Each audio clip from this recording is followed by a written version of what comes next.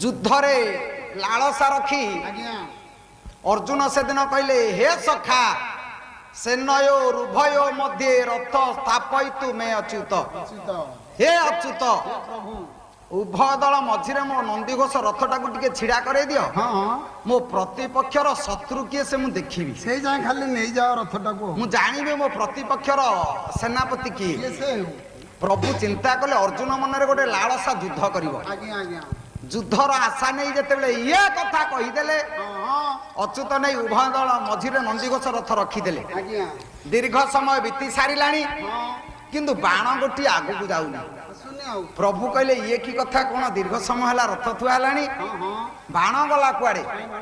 ପଛକୁ ଅନେଇଲା ବେଳକୁ ଅର୍ଜୁନଙ୍କ ଅବସ୍ଥା ଆଉ ବସ୍ତାରେ ଯାଉନି, ହତୋତ୍ସାହ ଅବସ୍ଥା।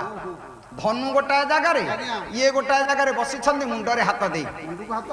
କାହିଁକି ନା ମଣିଷ ଦେଖିବେ ଯେତେବେଳେ ମୁଣ୍ଡକୁ ହାତ ଯିବ, ବୁଦ୍ଧି ନ ପାଇଲା ବେଳେ ମୁଣ୍ଡକୁ ହାତ ଯିବ। ଶୀତ ଦିନେ ଚା ପିଇବାକୁ ଛିଡା ହେଇଥିବେ ଦୋକାନ ଆଗରେ, ଯଦି କେହି ଜଣେ ସାଙ୍ଗ ଆପଣଙ୍କର ଛିଡା ହେଇଛନ୍ତି, ପଚାରିବେ ଭାଇ କଣ ଭଲ ମନ୍ଦ, ସେ ଚା କପ ଧରିଥିବ ବାଁ ହାତରେ, ଡାହାଣ ହାତରେ ଖାଲି ନିଶକୁ ଟେକି ପକଉଥିବ। ସିଏ ମୋଟେ ନିଶ ଲମ୍ବି ନଥିବ।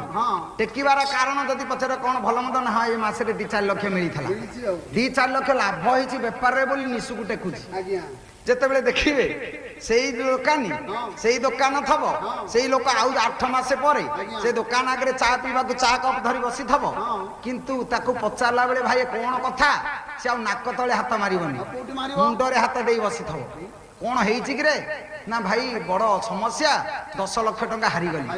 କିରେ 5 ଲକ୍ଷ ଲାଭ କଲୁ ଯେ ନିଶ ଟେକୁଥିଲୁ, 10 ଲକ୍ଷ ହାରିଲୁ ନିଶ ଟେକୁନୁ, ମୁଣ୍ଡରେ ହାତ ବାଜିଲା କାହିଁକି? ଚୁଟି ହେଲା ଆଜ୍ଞା 2 ପ୍ରକାର, ଗୋଟିଏ ମୁଣ୍ଡରେ, ଗୋଟିଏ ନାକ ତଳେ।